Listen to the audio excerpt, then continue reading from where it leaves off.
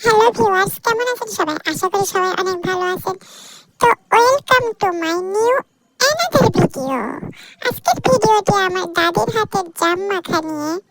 বাজার থেকে বাবা অনেকগুলো জাম কিনে নিয়ে আসছে। তো জাম দেখে তো আমার দাদি লোভ সামলাতে পারতেছে না, তার সাথে আমিও লোভ সামলাতে পারতেছি না, সত্য কথা বলতে এটাই। তো দাদিকে বললাম জামগুলো মাখা হোক। দাদিও বললো হ্যাঁ, জাম মেখে খেলে অনেক মজা লাগবে। যে কথা সেই কাজ, আমি তারপরে দাদিকে জাম মাখতে বললাম। তারপরে লবণ, মরিচ, তেল যা যা লাগে সবকিছু দিয়ে আমার দাদি মাখা শুরু করে দিল। সচরাচর আমি সবার হাতের মাখা খাই না, কিন্তু দাদি আমার আম্মু মাখলে সেটা আলাদা বিষয়।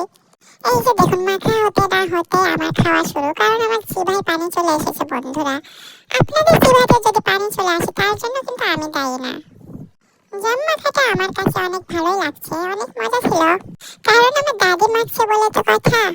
আর তোমাদের যদি জাম মাখাটা দেখে খেতে ইচ্ছে করে তাহলে দয়া করে চলে আসো, আমাদের গাছে অনেক জাম ধরেছে।